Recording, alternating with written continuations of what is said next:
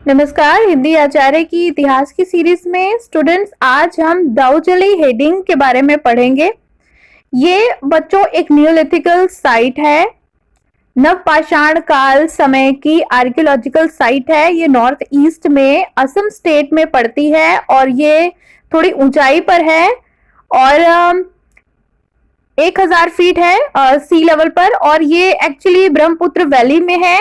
और देखा जाए तो ये इसके पास में बर्मा भी है और इसके पास में चाइना भी है, तो इन दोनों एरियाज का इस नियोलिथिकल साइट के ऊपर प्रभाव भी हमें देखने को मिलता है। तो चलिए जानते हैं इसके बारे में। और तो बच्चों, यहाँ इस एरिया में जो जेडाइट स्टोन है, ये हरे रंग का जो पत्थर है, ये बर्मा और चाइना में खास तौर पर मिलता है। आज भी बर्मा से जेडाइट स्टोन पूरी दुनिया में एक्सपोर्ट किया जाता है। तो ये स्टोन इस असम की साइट पे मिलने का सबूत है कि यहाँ के जो लोग थे वो दूसरे एरियाज के साथ में कनेक्टेड थे।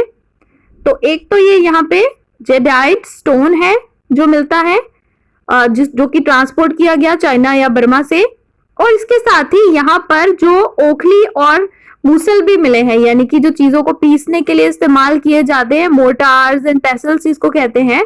तो इनको ये पीसने के लिए भी इनको ओखलियां यहाँ से मिली हैं। तो ओखली मिलने का अर्थ यही है बच्चों कि यहाँ पर के जो लोग थे, यहाँ के लोग जो अनाज उगा रहे थे और उसको कूटने और पीसने का काम भी कर रहे थे, इसीलिए इन्होंने ये ओखली वगैरह यहाँ से मिली है। इसी के साथ ही यहाँ पर घड़े जैसे पॉट वगैरह भी मिले हैं, जिसमें लोग शायद खाना पकाने के लिए इनका इस्तेमाल किया करते थे, या फिर इनके अंदर अनाज को स्टोर करने के लिए भी इनका इस्तेमाल होता था। कई यहाँ पर जो फॉसिल वुड है उससे बने हुए हथियार भी यहाँ पर मिलते हैं। तो बच्चों, ये हमने समझ लिया दाऊदजली हेडिंग असम की साइट के बारे में। तो बाकी साइट्स को भी एक बार फिर से दोबारा से पढ़ लेते हैं। वैसे मैं उसके लिए एक अलग से वीडियो बना चुकी हूँ। मैप के थ्रू इसको पढ़ते हैं कि जो नियोलिथिकल साइट्स हैं इंडियन सबकॉन्टिनेंट में, इनको पढ़ते हैं। सबसे पहले आप लेफ्ट साइड देखिए, मेहरगढ़ की साइट है, जो कि हमने पढ़ लिया है कि यह बलूचिस्तान अभी पाकिस्तान में है ये।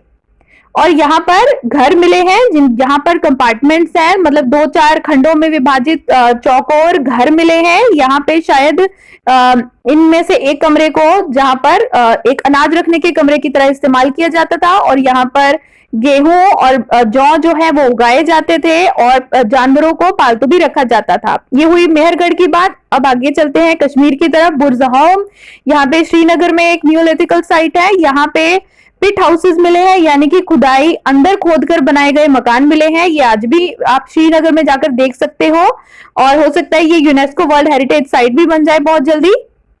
यहाँ पर जो खुदाई के मतलब ये जो घर हैं, यहाँ पर लोग अंदर की तरफ रहा करते थे, क्योंकि सर्दी की वजह से यहाँ पर चूल्हे भी मिले हैं जो कि घरों के अंदर और बाहर दोनों तरफ हैं, क्योंकि सर्दी की या वेदर की वजह से लोग अंदर या बाहर खाना पकाया करते थे।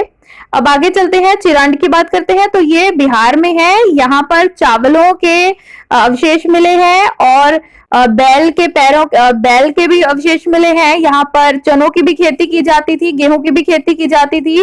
अब आगे चलते हैं दाऊदजली हेडिंग में। जो अभी हमने पढ़ा है, ये असम की नियोलिथिकल साइट है, नवपाषाण काल की साइट है ये, और ये बिल्कुल चाइना और बर्मा के साथ में लगती है, और इसीलिए यहाँ के आसपास का जो अभी हमने पढ़ा कि सामान यहाँ से मिलता है। अब आगे चलेंगे, कोलधिलवा एंड महागारा। तो महागारा यहाँ पे नहीं लिखा हुआ। कोलधिलवा और महागारा दो इंपॉर्टेंट साइट्स हैं। ये उत्तर प्रदेश में है। यहाँ से चावल उगाने के सबूत मिले हैं, और इसी के साथ ही यहाँ पर जो बैल आदि हैं उनके पैरों के भी निशान मिले, उनकी फ्रेगमेंटरी बोन्स भी मिली हैं। अब नीचे आते हैं, हुलूर और पय्यमपल्ली जो हैं, ये जो एरियाज है ये आंध्र प्रदेश में पड़ती हैं, ये नियोलिथिकल साइट्स। और यहाँ पर मिलेट्स यानी कि बाजरा, ज्वार बाजरा आदि उगाने के सबूत मिले हैं। इसी के साथ ही इन साइट्स पे और जानवरों को पालतू बनाने के भी सबूत मिले हैं। तो बच्चों, अब हमने पूरी अच्छे तरह से नियोलिथिकल साइट्स को कई वीडियोस में अच्छे से हमने डिटेल में पढ़ लिया है, सभी साइट्स को डिटेल में पढ़ लिया है।